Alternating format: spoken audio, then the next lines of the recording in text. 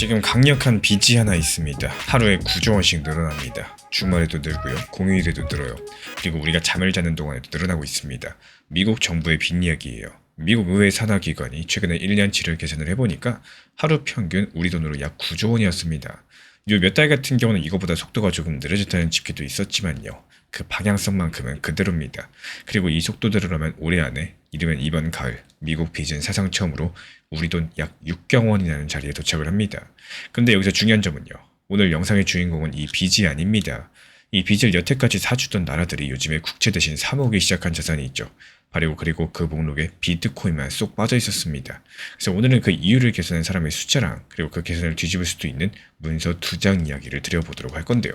먼저 6경원이라는 숫자부터 잠깐 짚고 가겠습니다. 1경원 1조가 1만 개 모인 크기죠. 지금 미국의 빚은 약 5경 9천조 원, 미국이 1년 동안 만들어낸 돈 전체보다도 1.2배쯤 큽니다. 버는 곳보다 빚이 더 큰 상태라는 뜻인데 늘어나는 속도가 더 무서워요. 가장 최근 구간에서는 5달이 채 안 되는 사이에 우리나라 1년 나라 살림 전체의 2배쯤 되는 이런 엄청난 돈들이 새로운 빚으로 쌓였습니다. 그러다 보니까 이 빚에 붙는 이자만 1년에 약 1460조. 이게 어느 정도냐? 미국이 1년 동안 군대에 쓰는 돈보다 더 커졌습니다. 빚을 갚는 이자가 국방비를 넘어선 나라. 이게 지금 미국이라는 거고. 그리고 소름 돋는 비교가 하나 있는데요. 이 빚은 올해 6경 원에 닿을 전망인데 미국 경제 규모가 6경 원이 되는 건 2032년쯤으로 예상이 되고 있습니다. 빚이 경제보다 6년 먼저 도착한다는 얘기겠죠. 근데 여기까지 듣고 그러니까 비트코인 사야겠네 뭐 이런 얘기를 하려는 게 아닙니다.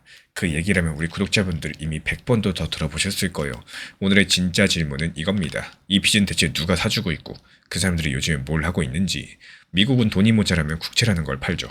국채는 정부가 돈을 빌리면서 써주는 공식 문서입니다. 이걸 사면 나중에 이자를 붙여가지고 돌려받게 되고 이 국채를 가장 크게 사주는 손님이 외국 정부들, 정확히는 각 나라 중앙은행들입니다. 이 중앙은행 같은 경우는 나라의 돈을 관리하는 은행인데요. 미국의 재무부는 어느 나라가 미국 국채를 얼마나 갖고 있는지 매달 집계해서 발표를 합니다. 그 집계에서 이상한 흐름들이 잡히는데 중국이 가진 미국 국채가 우리 돈 약 1천조 원 수준까지 내려왔습니다. 2008년 이후에 가장 적은 수준이고 한창 많이 가지고 있었던 데랑 비교하면 절반 정도로 줄었어요. 그렇다면 중국은 그 돈으로 뭘 샀을까요? 바로 금입니다. 중국 중앙은행은 올 봄까지 17개월 연속으로 금을 사들여가지고 그 보유량이 2,300톤이 넘어가는데요. 일본은 어떨까요? 미 국채를 세계에서 가장 많이 가진 나라인데 1,800조 원 규모입니다. 근데 올해 봄에 엔화 가치가 급격하게 떨어지면서 일본 정부가 이런 것들을 막느라고 돈을 썼고 그 돈을 마련하려고 국채를 계속 팔 수도 있다. 이런 얘기가 미국 쪽에서 논쟁이 됐습니다.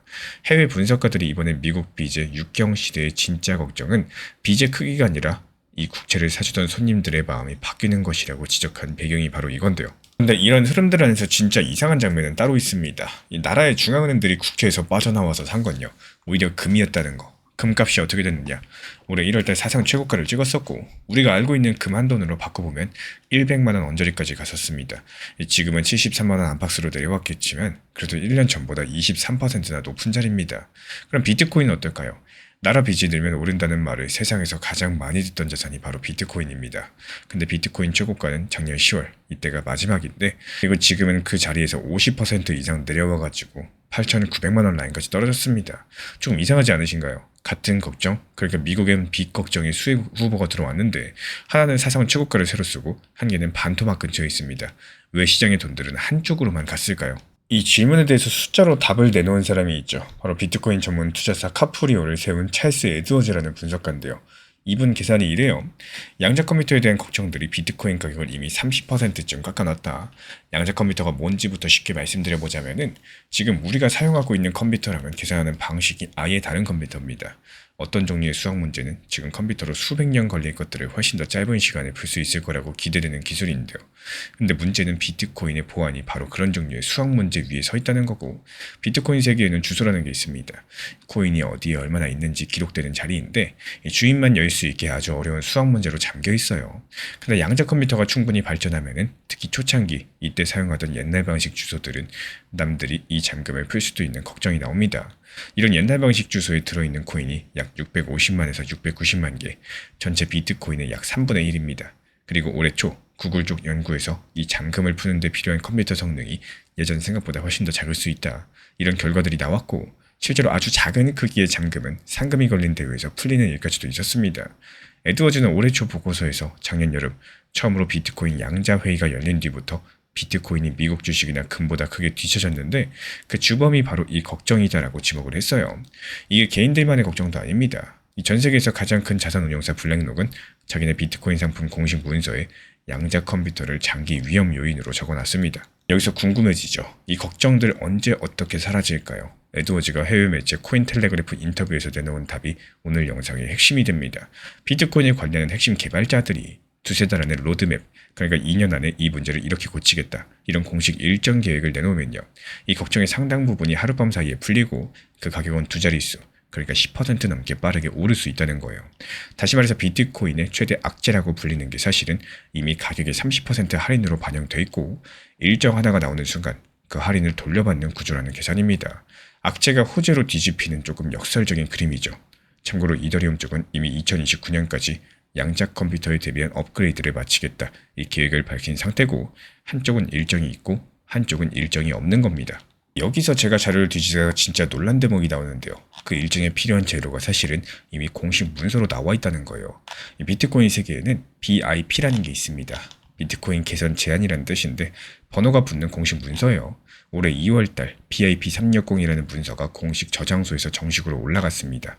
양자 컴퓨터로도 풀기 어렵게 설계된 새 주소 방식들을 처음으로 도입하는 내용들인데요. 그리고 4월달에는 BIP361이 제안됐습니다.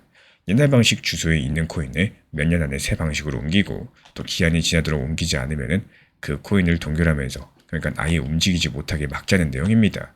여기서 아까 그 숫자를 다시 한번 떠올려 보세요. 옛날 방식 주소의 코인 전체의 3분의 1, 그 안에는 아주 특별한 코인들이 들어 있습니다. 비트코인을 처음 만든 사람은 사토시 나카모토라는 이름만 남기고 사라졌습니다. 진짜 누군지 아무도 모르죠. 그리고 이 사람이 초창기에 캔 것으로 추정되는 코인이 적게는 110만 개, 많게는 170만 개인데 10몇 년째 단 한 번도 움직인 적이 없습니다. 이 BIP361대로라면요, 주인이 끝까지 나타나지 않는 이 코인들은 언젠간 동결됩니다. 그러면서 곧바로 반대가 터져 나왔죠. 비트코인 초창기부터 활동한 유명 개발자 아담 백은 강제로 할 게 아니라 각자 알아서 옮기게 하자, 이런 쪽이고, 반대 진영에서는 이건 사실상 남의 재산을 뺏는 것이다, 이런 비판까지 나왔습니다. 이 제안은 아직까지 채택된 게 아니고요. 통과되려면 참여자들의 폭넓은 동의가 필요한데, 그러니까 정리드리자면 이래요. 로드맵이 안 나오는 이유는 기술이 없어서가 아닙니다. 부품은 이미 문서로 존재하고 있고요. 없는 거는 날짜, 그리고 합의입니다. 그리고 그 합의를 막고선 가장 큰 질문이 놀랍게도 컴퓨터가 아니라 이겁니다. 사토시의 코인을 어떻게 할 거냐, 이 여부겠죠. 그렇다면 아까 그 퍼즐들, 왜 나라 중앙은행들은 금만 샀을까요? 저는 이 30% 할인이 답의 한 조각이라고 봅니다. 한 나라의 외환을 책임지는 자리에서 생각을 해보시면은 언젠가 잔금이 풀릴지도 모른다는 걱정들이 붙어 있는데 그걸 언제까지 고치겠다는 일정조차 없는 자산은 고르기가 어렵습니다. 금에는 그런 걱정 자체가 없죠. 그러니까 이 할인은 개인들 사이의 계산으로 끝나는 게 아니라 국채에서 빠져나온 큰돈의 목적지 후보에서 비트코인이 밀려난 이유 중에 하나일 수 있다는 거예요. 이걸 뒤집어 보면 이렇습니다. 로드맵이 나오는 순간 비트코인은 고칠 날짜가 정해진 자산이 될 거고요. 그때 금과 벌어진 격차가 좁혀질 조건 하나가 생기는 겁니다. 그래서 앞으로 육경 도달 자체는 몇 달 전부터 예고된 일이기 때문에 막상 그날이어도 하루짜리 큰 사건이 되긴 어렵습니다. 진짜 변화는 핵심 개발자들 쪽에서 일정 이야기가 공식화되는 신호가 나온 순간인 거고, 그때 이 30% 할인 가운데 얼마가 돌아오는지가 승부처겠죠. 그 신호가 나오기 전까지는 금이 앞서가는 지금 구도가 이어질 가능성이 크겠고, 이 부품이 되는 문서들이 이미 공식 저장소에 있고요. 논쟁이 뜨겁다는 거, 죽은 이슈가 아니란 뜻이겠죠. 고점 대비 49%라는 하락폭이 실제로 찍혀있기 때문에 걱정이 가격에 들어가 있다는 계산과 아귀가 딱 맞아 떨어진다는 거, 그리고 중앙은행들의 금 매수가 몇 년째 이어지는 큰 흐름이기 때문에 이 방향성이 하루아침에 안 바뀐다는 겁니다. 그러니까 우리가 앞으로 확인할 건 세 가지며, 핵심 개발자들 입에서 날짜 이야기가 나오는지, 다음 달 미국 재무부 집계에서 일본과 중국 숫자가 어떻게 찍히는지, 그리고 금이랑 비트코인 중에서 누가 더 힘이 좋은지를 보셔야 됩니다. 지금 코인 투자자들 사이에서 상식처럼 돌고 있는 문장이 두 개 있습니다.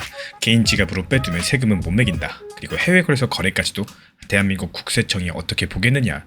근데 이 두 가지 문장 법전 어디에도 없습니다. 애초에 법에 적힌 적이 없는 믿음이었다는 뜻인 건데, 그리고 이번에 정부가 그 반대 문장을 공식적으로 내놨죠. 그래서 오늘 결론은 제가 쓸 필요도 없습니다. 국세청이 이번에 대신 써줬거든요. 거주자가 디지털 자산을 양도하거나 빌려주고 얻은 소득, 그리고 해외 거래소에 있든 개인 지갑에 있든 상관없이 전부 다 과세 대상이라는 거. 이 디지털 에셋이 보도한 국세청의 답변입니다. 한마디로 지갑 안에 있는 리플 XRP까지도 이 개인들의 영역을 건드리겠다는 건데, 이 세금은 지갑에 붙는 게 아니라 사람에게 붙는다, 뭐 이런 얘기를 하고 있는 건데요. 여기서 재밌는 거는 같은 답변 안에 투자자들이 더 곱씹어야 될 단어가 하나 더 들어있었다는 점입니다. 바로 한계라는 단어인데요. 오늘은 이 한 문장과 한 가지 단어가 우리 구독자분들 개인 지갑에 정확히 무슨 뜻을 내포하고 있는지 그 배경들부터 차근차근 풀어드려 보도록 하겠습니다. 먼저 답변 내용부터 정리하고 가겠습니다. 여기까지는 회신과 보도 그대로 있는 문장들만 옮겨드릴 건데요. 이 국세청은 개인 지갑에서 생기는 거래의 경우에 신고되지 않은 거래 정보를 전부 다 파악하는 데 현실적인 한계가 있다는 점들을 스스로 인정을 했고, 그러면서도 거래 추적과 분석 프로그램들을 들여가지고 과세 공백이 생기지 않게 하겠다라고 덧붙였습니다. 그리고 스테이킹, 랜딩, 에어드롭, 하드포크처럼 이 사고 파는 것 말고도 다른 경로로 생긴 코인들 같은 경우는 국세청과 세제를 짜는 재정경제부 두 기관이 각각의 특징을 살펴가지고 과세 기준을 만드는 중이다라고 했는데요. 이 답이 왜 지금 나왔는지 배경부터 보겠습니다. 코인 과세는 내년 1월 1일에 시행되고 실제로 첫 번째 신고는 내후년 5월 달에 종합소득세 신고 때 이루어집니다. 이제 시행까지 넉 달 남은 거죠. 그리고 국세청 같은 경우는 업비트, 비썸 같은 국내 거래소들로부터 거래 자료를 받아가지고 과세 기반을 마련하는 구조들을 이미 갖춰가고 있고요. 국내 거래소 안에서 사고 파는 소득 같은 경우는 이 자료가 알아서 국세청으로 간다는 뜻입니다. 그러다 보니까 투자자들의 질문이 자연스럽게 옮겨갔습니다. 얼마를 내느냐에서 어디까지로 보고 있느냐. 그리고 그 질문의 끝에 있던 게 바로 개인 지갑과 해외 거래소였고, 이번 답변은 정확히 그 지점을 겨누고 있는 겁니다. 그럼 원리부터 짚어드려 볼게요. 우리 소득세는 계좌 단위가 아니라 사람 단위로 설계가 되어 있죠. 대한민국의 생활 기반을 두고 사는 거주자 같은 경우는 국내에서 벌든 국외에서 벌든 그 사람의 소득으로 계산합니다. 생활에 빗대면 이래요. 월급을 어느 은행 통장으로 받든 간에, 심지어 현금으로 받아서 장롱에 넣어두든 이 소득세가 사라지지는 않죠. 통장을 바꾸는 건 보관 방법을 바꾸는 거지 벌었다는 사실을 지운 게 아니니까요. 다만 이 비유에서 한계는 다릅니다. 장롱 속의 현금은 기록이 없겠지만 코인은 어디로 옮기든 기록이 남습니다. 이 차이가 뒤에서 아주 중요해지는데, 여기까지는 한 문장이면 충분합니다. 개인 지갑으로 옮기면 세금이 사라진다는 말 같은 경우는 법에는 처음부터 없었던 이야기였다는 거. 못 잡는다는 믿음이 왜 이렇게 강력했을까요? 절반은 근거가 있었기 때문입니다. 이 대한민국 정부 스스로 이번에 현실적인 한계를 인정을 했던 것처럼 의무가 있다는 것과 지키지 않았을 때 실제로 걸린다는 건 별개의 문제거든요. 그래서 오늘 이야기의 진짜 알맹이는 바로 이겁니다. 그 간격이 지금 어떤 장치들로서, 어떤 속도로서 좁혀지고 있느냐, 하나씩 살펴보자면 먼저 나가는 길목입니다. 이 국내 거래소에서 개인 지갑으로 코인을 보내려면 지금은 본인 확인, 사전 검증을 거쳐가지고 미리 등록해둔 주소로만 출금이 허용돼요. 말씀드리자면 명찰을 달고 나가는 셈인 건데, 그 규모도 만만치가 않습니다. 이 지난해 국내 거래소 밖으로 옮겨진 코인이 상반기 101조 원대에서 하반기 107조 원대로 늘었고, 그중에 등록 주소로 나간 금액이 79조 원 언저리에서 90조 원까지 켜졌습니다. 여기서 끝이 아니에요. 올해 12월부터는 이 거래소가 해외로 코인을 보낼 때 금액과 코인 종류, 보내고 받는 쪽 식별 정보를 한국은행에 보고를 해야 되고, 이 정보는 국세청 같은 기관들이 조사에 활용할 수 있게 됩니다. 게다가 1,000만 원이 넘는 해외 개인 지갑 이전은 의심거래로 보고하는 게 하는 방안까지도 추진되고 있기 때문에 지갑 밖으로 나가는 길목마다 기록이 쌓이는 구조가 이미 깔렸거나 또 깔리는 중이라는 뜻이겠죠. 두 번째로 해외 거래소 쪽입니다. 사실 여기는 세금 이전에 이미 신고 의무가 있죠. 거래소 계정도 해외 금융계좌 신고 대상이기 때문에 어느 달이든 말일 잔액 합계가 5억 원을 넘어가면요, 이듬해 6월 달에 국세청에 신고를 해야 되고, 이걸 어기면 해마다 과태료가 반복해서 쌓이고요. 50억 원 넘게 신고를 빠뜨리면 형사처벌 대상까지도 올라가게 됩니다. 근데 여기서 재밌는 대목이 있죠. 메타마스크나 레저처럼 스스로 만들어가지고 직접 관리하는 개인 지갑 같은 경우는 국세청 해석상 이 신고 대상에서 빠져 있습니다. 그래서 지금까지 개인 지갑이 마지막 사각지대처럼 여겨져 왔었던 거고, 이번 답변이 하필 개인 지갑이라는 이름을 콕 집어 부른 이유이기도 해요. 그리고 세 번째로 나라 밖의 정보입니다. 이 주요국 세무 당국끼리 자국민의 코인 거래 내역들을 자동으로 주고받는 체계가 내년부터 가동이 되는데요. 그 첫 번째 교환 대상이 바로 올해 거래분입니다. 그러니까 지금 해외 거래소에서 하고 계신 거래는요, 이미 그 목록 위에서 이루어지고 있는 셈인 거고, 지금까지를 짧게 묶으면 이렇게 됩니다. 해외 거래소 쪽은 신고 의무랑 정보 교환으로 닫혀가고요. 남은 거는 개인 지갑 하나인데 정부가 이번에 바로 그 이름을 불렀다라는 거. 그러면 개인 지갑은 정말로 끝까지 안 보일까요? 여기서 코인의 성질을 하나 짚어야 됩니다. 이 블록체인 위의 거래는 익명이 아니라 가명이죠. 이 빗대드리자면은 명찰만 뗀 채 유리로 된 방에서 거래하는 것과 비슷합니다. 이 지갑 주소라는 번호로 움직인 기록이 전부 다 누구나 볼 수 있게 지워지지 않은 채 남거든요. 번호랑 사람이 한번 연결되는 순간 이 과거 동선까지 통째로 읽히는 구조이기 때문에, 그리고 그 명찰은 아까 보신 것처럼 국내 거래소에서 출금하는 순간 이미 절반쯤은 붙어 있습니다. 물론 이 비유에도 한계는 있어요. 끝까지 명찰 없이 지갑에서 지갑으로만 도는 코인도 있을 수 있고요. 또 정부가 인정한 현실적인 한계가 정확히 그 지점입니다. 다만 국세청이 답변에 적은 추적 분석 프로그램이 노리는 게 바로 이 유리방의 기록이고, 국세청은 지난달 이 디지털 자산 총괄과라는 전담 조직까지도 새로 만들어서 가상자산의 압류부터 매각까지 모든 과정들을 관리하는 체계를 정비하고 있어요. 최근에 영상을 통해 가지고 리플 XRP 중요 타점들 그리고 속보 내용들을 전달을 드리고 있다 보니까요. 촬영 시간, 편집 시간들 때문에 아무리 빠르게 전달드리고자 하더라도 어쩔 수 없이 조금은 시간이 걸리는 경우가 있습니다. 그래서 리플 전용 정보방 커뮤니티에서는 조금 더 발빠르게 속보 전달드리고, 그리고 여기에 맞는 정확한 리플 중요 타점들 빠르게 전달 도움 드리고 있기 때문에 댓글창 하단 링크 또는 현재 보이시는 번호로 문자 신청 남겨주시면 입장 안내 도움 드리도록 하겠습니다. 그리고 여기서 과거 사례 한 가지 겹쳐보겠습니다. 해외은행 계좌, 해외 주식, 한때는 거기까지 못 본다는 말이 상식처럼 통하던 시절이 있었죠. 그러다가 나라끼리 금융정보를 주고받기 시작하면서 어느 특정 해부터 국세청 안내문이 나오기 시작을 했고, 이 코인은 지금 딱 그 길에 초입에 서 있습니다. 근데 결정적으로 다른 점이 하나 있어요. 은행 기록은 은행 안에서만 보관돼 있어서 협정을 맺고 받아와야지 보이겠지만, 블록체인 기록은 처음부터 전 세계에 공개돼 있다는 거. 이번에 자료를 요청할 필요조차 없습니다. 필요한 건 번호랑 사람을 잇는 명찰 하나뿐이고, 그 명찰이 붙는 길목들이 방금 보신 것처럼 하나씩 완성되고 있습니다. 이렇게 놓고 다시 읽으시면요, 이번 답변은 엄포가 아니라 이미 깔린 장치들의 목차에 가깝습니다. 우리 투자자분들 입장에서 지금 필요한 건 뭘까요? 숨는 전략이 아니라 기록 전략이라고 보시면 되겠죠. 개인 지갑이나 해외 거래소분은 얼마에 샀는지를 스스로 증명을 해야 되는데, 이 과거 해외에서 사서 개인 지갑에 보관하던 코인을 나중에 국내로 옮겨 팔 때 매입 가격을 입증하지 못한다? 과세 기준이 불명확해지고요. 세 부담이 커질 수 있다는 지적이 이미 나와 있습니다. 이 지갑을 옮긴 기록, 산 가격의 기록이 나중에 우리 구독자분들 편이 된다는 뜻이겠죠. 반대로 스테이킹이나 에어드롭으로 받은 코인 같은 경우는 이 과세 기준 자체가 아직 확정 전이기 때문에 지금 시점엔 누구도 정확한 세액을 계산할 수는 없는 상황입니다. 이거는 불안 요소이기도 하겠지만, 뒤집어 보면 시행 전까지는 기준이 문서로 나와야 된다는 뜻이기도 하겠죠. 시행 전까지 스테이킹 같은 소득들의 기준이 문서로 공개되고, 또 시행 첫 해의 실제 과세는 자료가 자동으로 오는 이 국내 거래소 중심으로 굴러가되, 개인 지갑과 해외분 같은 경우는 자진히 신고를 받아둔 뒤에 몇 해에 걸쳐가지고 교환 정보, 분석 도구로 사후 검증하는 순서가 될 가능성이 높다라고 저는 보고 있습니다. 그 근거는 총 3가지인데요. 해외 계좌랑 해외 주식 때 정부가 실제로 밟았던 순서가 그랬고, 이번 답변이 한계랑 프로그램 도입을 한 문장에 같이 적었다라는 거는 지금 당장의 전수 파악이 아니라요, 단계적인 확충을 예고한 것이면서 기준을 만드는 중이라는 말은 시행 전 공개 수순을 밟겠다는 뜻이라서입니다. 정부가 개인 지갑과 해외 거래소의 소득도 과세 대상이라고 공식 확인했고요. 세금은 지갑이 아니라 사람에게 붙습니다. 다만 오늘 당장 모든 지갑이 보이는 건 아니고, 출금 기록과 신고 의무, 정보 교환, 분석 도구로 그 간극을 단계적으로 좁혀가는 국면입니다. 그래서 지금 필요한 거는 수물짜리가 아니라 내가 얼마에 샀는지를 증명해줄 기록이겠죠. 우리 구독자분들께서는 어떻게 보시나요? 개인 지갑까지 결국 다 보게 된다는 쪽인지, 한계는 끝까지 한계로 남는다는 쪽인지 댓글로 남겨주시고, 이 스테이킹과 에어드롭 과세 기준이 확정 문서로 나오게 되는 날, 제가 그 문서를 들고 다시 찾아뵙도록 하겠습니다. 20% 지금 예측 시장이 적어놓은 클래리티법이 올해 안에 통과될 확률입니다. 폴리마켓처럼 실제 돈을 걸고 결과를 맞히는 판에서 이 법의 연내 통과 가능성은 10%대 후반에서 20% 언저리까지 내려와 있는데요. 올해 봄에 한때 70에서 80%를 오고 가던 숫자가 이렇게 됐습니다. 이 돈의 무게는 안 된다는 쪽에 훨씬 더 크게 실려 있는 셈인 건데, 근데 이번 주 수요일 현지 시간으로 미국 100억 간의 닫힌 방안에서 정반대의 대화가 오고 가고 있었는데요. 이 대통령과 참모들이 이 법의 통과를 충분히 해낼 수 있는 일로 보고, 또 설득을 해야 될 상원 의원까지도 이름까지 짚고 있었다는 증언이 이제 나왔었거든요.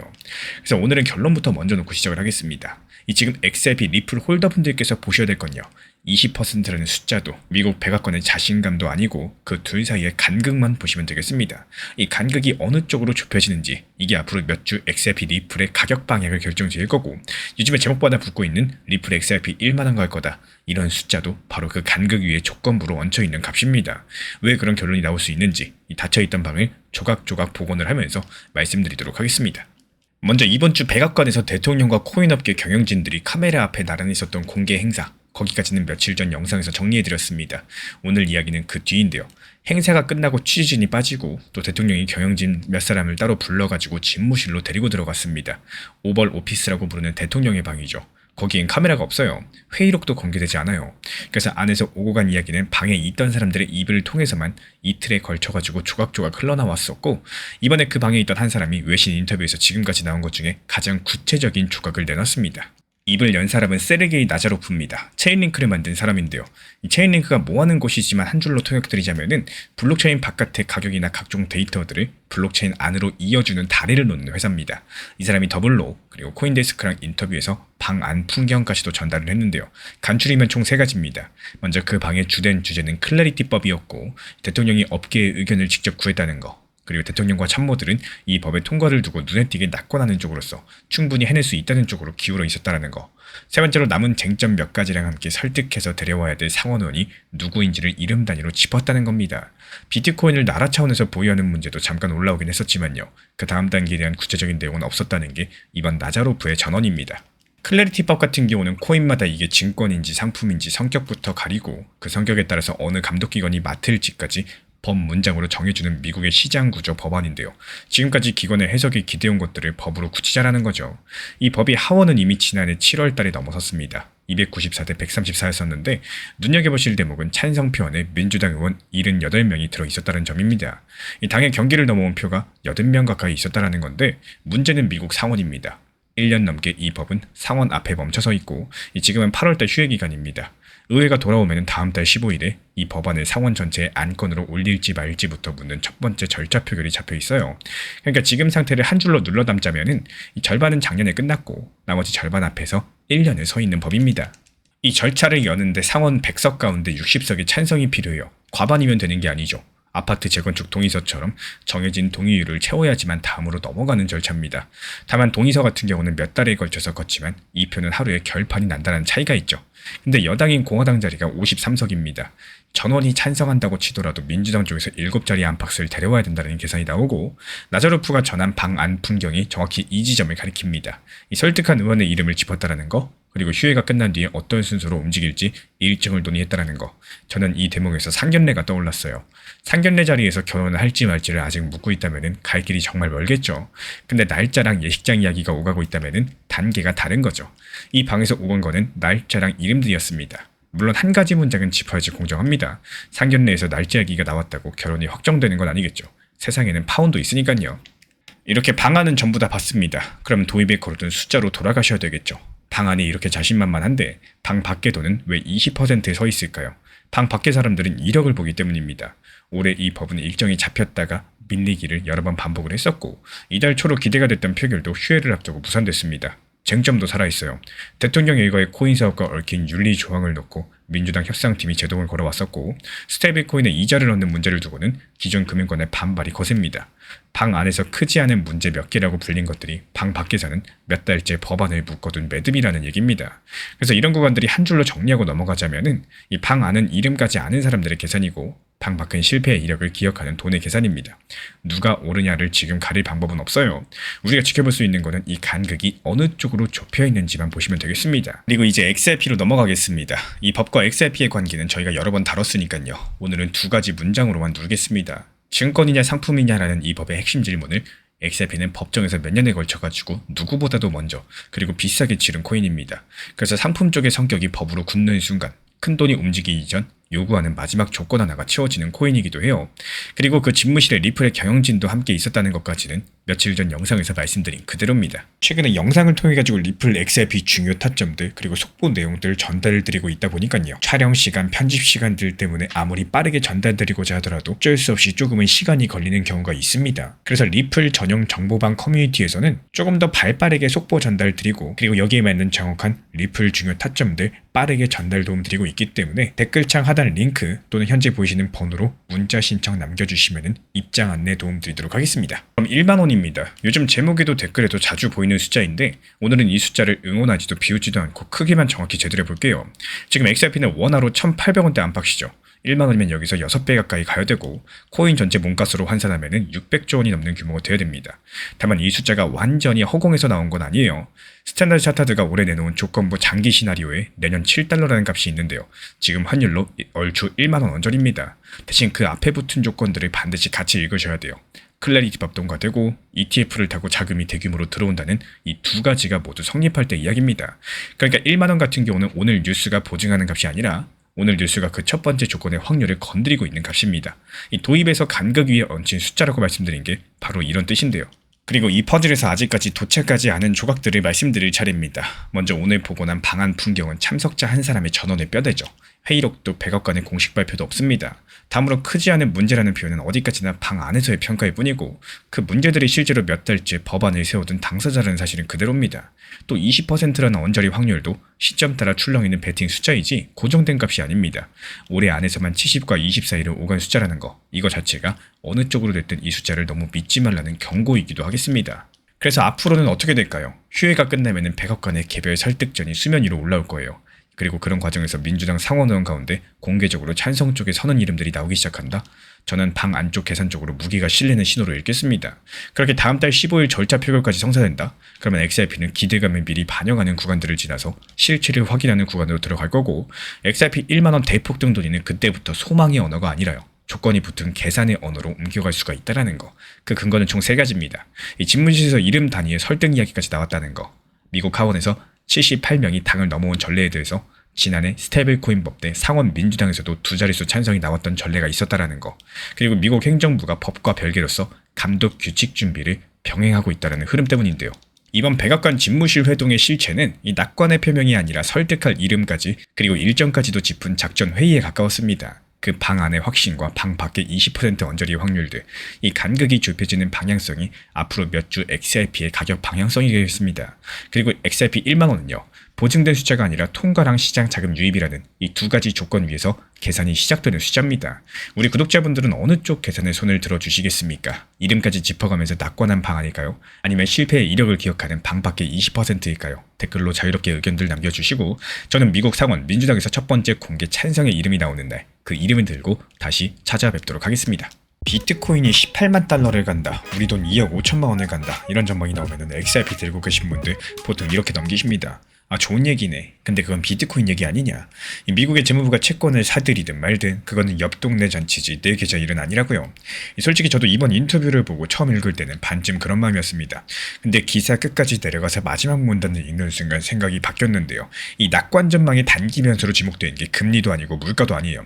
이 법 하나였거든요. 그리고 그 법은 성격상 비트코인보다 리플 XRP의 강력한 폭등을 이끌 수 있는 직접적인 물건입니다. 그래서 이번 영상에서 결론부터 말씀드릴게요. 이 기사요, 이 비트코인 목표가 기사를 읽으시면 절반만 읽으신 겁니다.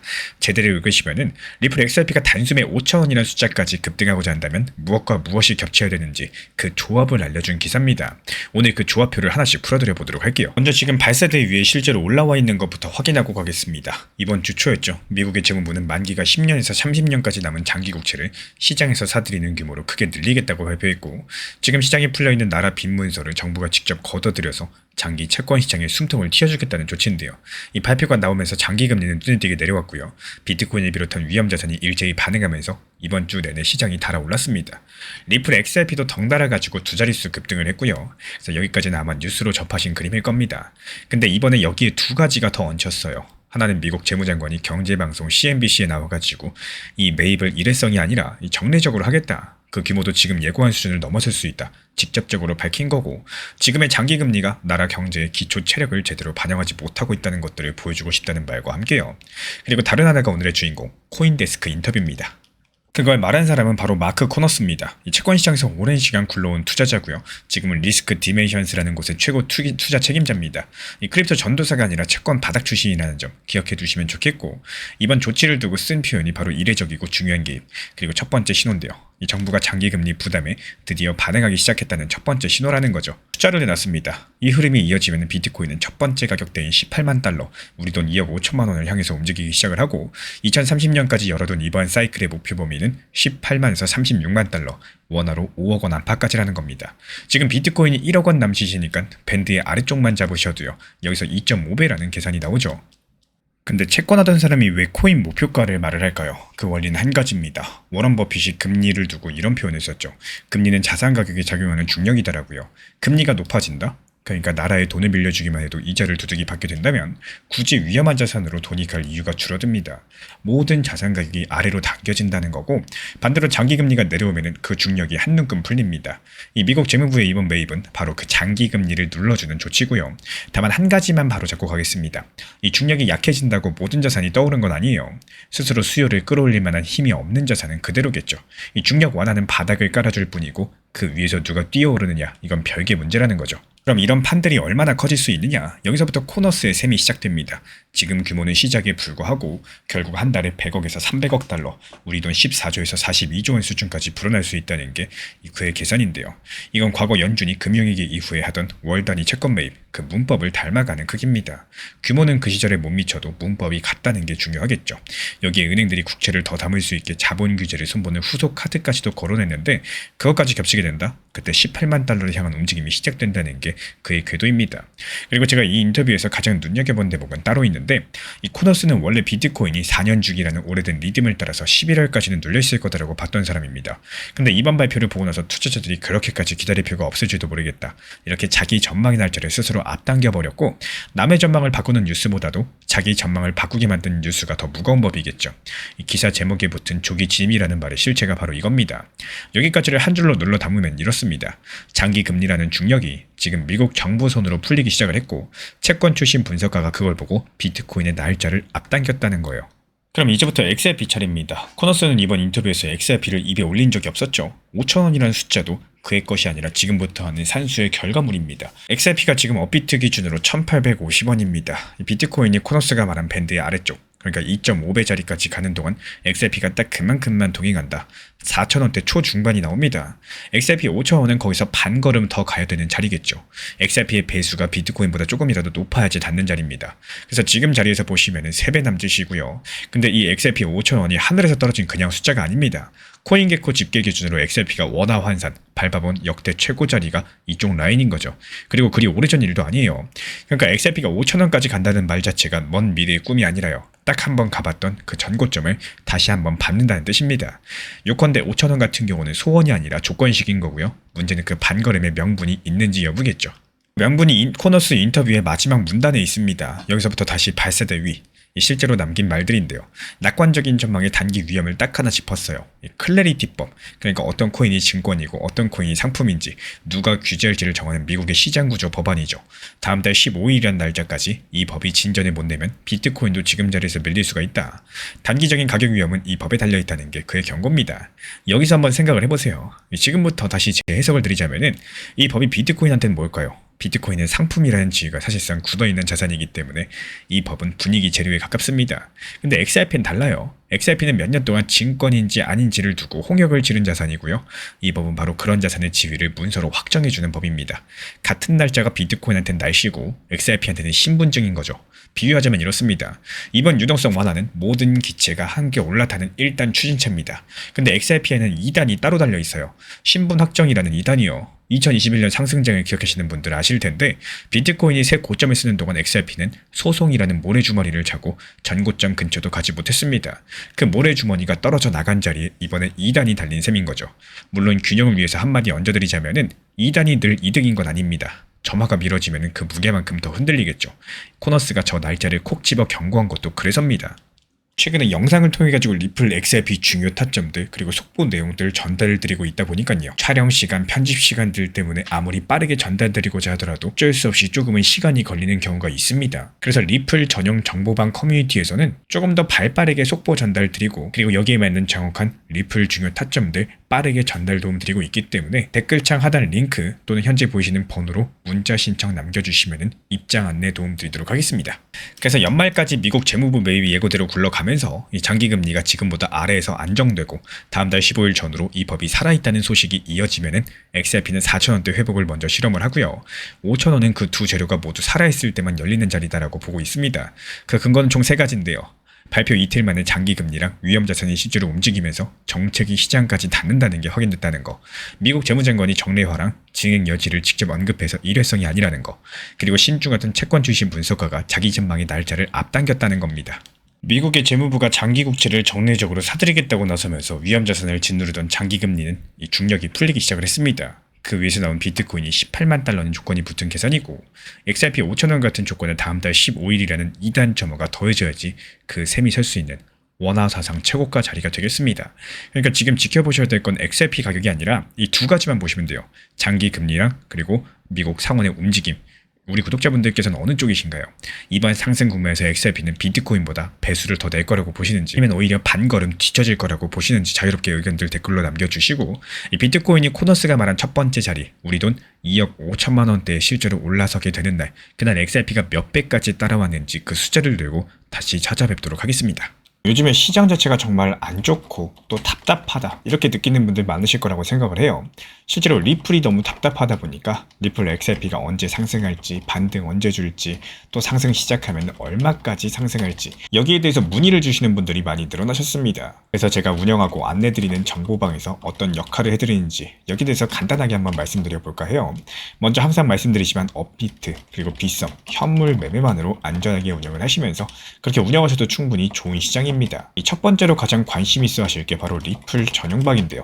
기본적으로 리플 전용방에서는 이 리플 코인에 대한 단기 고점과 저점, 중요한 내용들, 리플에 대한 핵심 내용, 그리고 각각 상황에 맞는 대응 전략들에 대해서 안내를 도움드리고 있습니다. 예전과 다르게 요즘 시장 같은 경우는 무조건 보유만 한다? 그런다고 해서 정답이 나오는 시장이 아니죠. 말 그대로 더 상승할 것 같을 때 현실적인 대응을 만들어 나가시는 게 중요한 시장이고 적당히 팔아서 내 것으로 만들고 또 다시 하락했을 때 재매수할 수 있는 효율적인 대응을 해야 되는 시장입니다. 그리고 단기 고점에 대한 목표 타점뿐만이 아니라요. 이 시장이 안 좋다는 건 그만큼 리플의 가격도 내려왔고 또 반대로 평균 단가를 낮출 수도 혹은 단기 저점에 분할 매수할 수도 있는 이런 기회의 장세랑 같다는 뜻이기 때문에 리플 XRP에 대해서 핵심 단기 저점에 대한 중요 내용도 같이 안내드리고 있습니다. 그리고 두 번째로 요즘 시장의 핵심이라고 할 수 있는 단기 종합방입니다. 시장이 안 좋은 것도 맞겠지만요.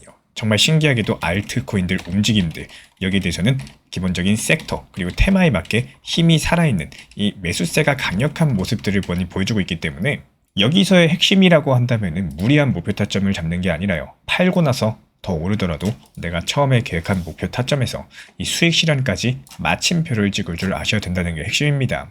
제가 안내드리는 단기 종합방에서도 매수와 동시에 목표가를 걸어놓고요. 이에 따른 몰빵이 아니라 비중 조절 매수 타점에 대해서 안내드리고 있는 이유 이 단기 타점은 단기 타점답게 접근해야 되는데 막상 상승했을 때 어떻습니까? 이게 더 오를까봐 못 파시는 분들이 많이 있기 때문에 결국에 이렇게 수익을 보고 파셔야지 내 돈이 된다라는 거고 이렇게 수익이 나오면은 이 수익으로 어떻게 돼요? 아까 말씀드린 리플에 대한 단기 저점, 추가 매수까지도 진행할 수 있는 기본적인 자금이 회전할 수 있는 포트폴리오를 완성할 수 있게 되는 겁니다. 그리고 이어서 세 번째는 종합 브리핑방에 대해서 말씀을 드려요. 이 시장의 전체적인 흐름들, 그리고 메이저 코인들에 대한 이 중요 타점들, 여기에 대한 안내까지도 같이 설명을 도움드리고 있습니다. 이 결국에 시장의 방향성이라는 것들은요. 비트코인의 움직임을 무시할 수 없기 때문에 일부 낮은 비중으로 꾸준하게 비트코인에 대한 분할 매수에 대해서 안내를 드리면서 핵심 시장에 대해서도 말씀을 드리고 있습니다. 지금 많은 분들께서 관심이 있어 하시는 클래리티 법안의 진행 상황, 지금이 어떤 상황이고 가장 최신 속보는 무엇인지, 지금 갑자기 반등이 나오는 이유는 무엇인지, 최근에 트럼프랑 관련한 공격 취소 소식으로 인해 가지고 반등이 나왔고 그에 따른 대응 전략과 방향들에 대해서 실시간으로 같이 안내드리고 있는 방입니다. 이렇게 종합적인 리플 전용방, 그리고 단기 종합방, 그리고 전체적인 시장 시황 브리핑방까지도 세 가지 방에 대해서 같이 입장을 안내드리고 있고요. 정말 시끄럽게 떠들고 정신없게 안내드리는 이런 방이 아니라 제가 딱 핵심 내용만 설명드리고 안내 도움드리고 올려드리고 있기 때문에 그냥 편하게 보시면서 현물 매매로서만 필요로 하신 분들께서 문의 주시면은 안내 도움 드리도록 하겠습니다. 제가 안내해드리고 있는 코인 신사 채널 멤버십 전용방에 대해서 짧게 설명드려 보도록 하겠습니다. 리플, 암호화폐 시장에 대한 중요한 이슈, 그리고 브리핑이나 시장의 흐름에 대한 전문적인 분석 내용 설명과 함께 차트상의 기술적 분석, 온체인 지표와 투자 심리에 대한 내용들을 같이 안내 도움 드리고 있고 가장 중요한 투자 심리를 컨트롤하기 위해서 포트폴리오의 구성에 대한 노하우, 투자 심리 컨트롤에 대한 내용도 같이 안내 드리고 있습니다. 코인 신사 스터디 멤버십 가입하신 분들께서는 아래 번호 혹은 신청 링크 통해서 남겨주시면 제가 연락드리고 있고 안내 설명과 함께 신사 채널 리플 전용 멤버십 방에도 입장 안내 설명드리고 있습니다.